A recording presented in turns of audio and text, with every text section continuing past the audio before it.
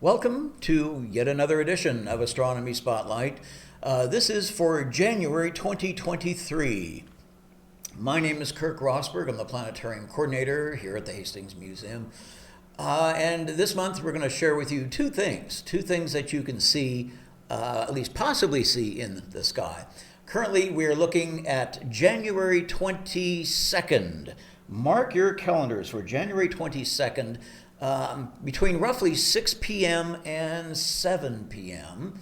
because we have a close, very, very close gathering of the planets Venus and Saturn together in the sky. They're going to be less than a half a degree apart, which means it's going to be like 0.4 degrees separation, which is less than one full moon width.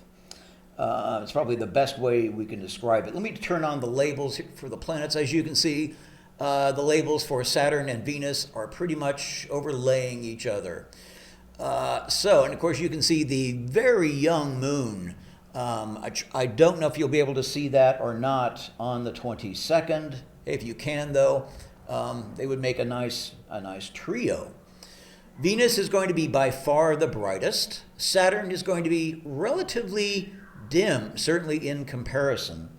So let me zoom in just a little bit here. I'm going to select Saturn and zoom in just a little bit here.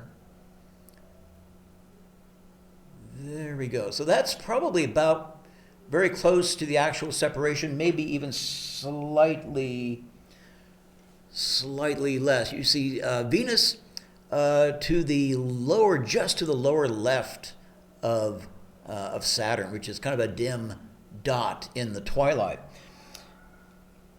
So time-wise, we're looking at about 6:05. So let's go just a little bit later.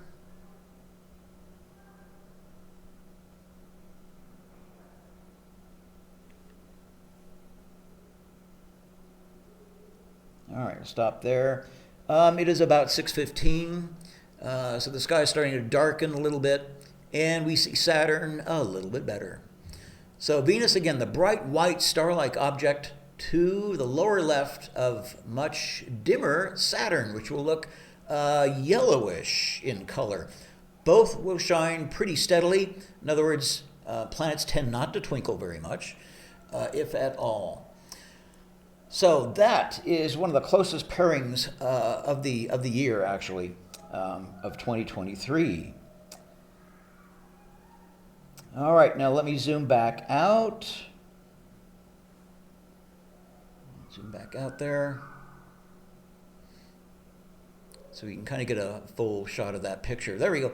So the sun has set right there, and we're looking southwest at this particular time.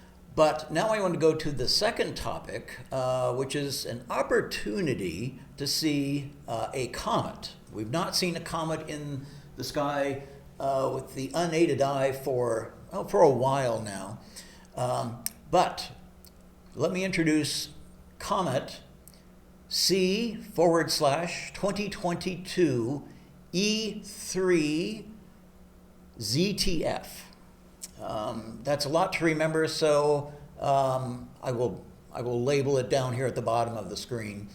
But I've got its position for 3 days, and we're going to use the North Star and the Big Dipper, and of course the Great Bear Ursa Major, which the Big Dipper is part of, in order to find the comet, because there is a possibility that it could get to about magnitude +5, somewhere between +5 and +6. So sixth magnitude is pretty much the limit the human eye can see. So a pair of binoculars will certainly help, and of course a small telescope is even better. So we are looking at the sky here at 9 o'clock.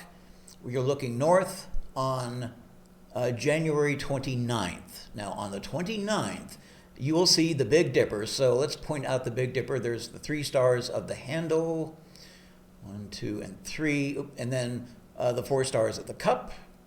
The Big Dipper is pretty easy to pick out. Now, the comet is going to be pretty much even with the two pointer stars that you would normally use to find Polaris, the North Star. So let's see, let's point out the North Star here very quickly. It kind of goes over like that.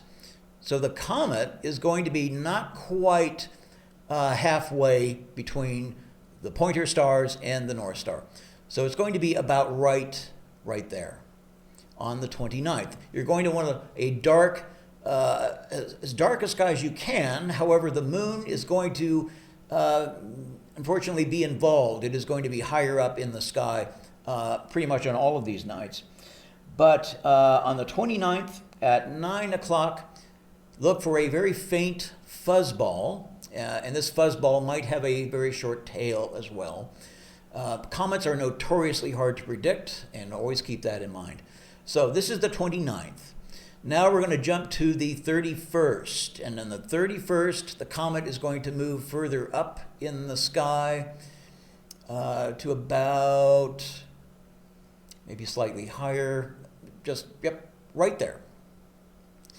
That's going to be about its position on the 31st, January 31st.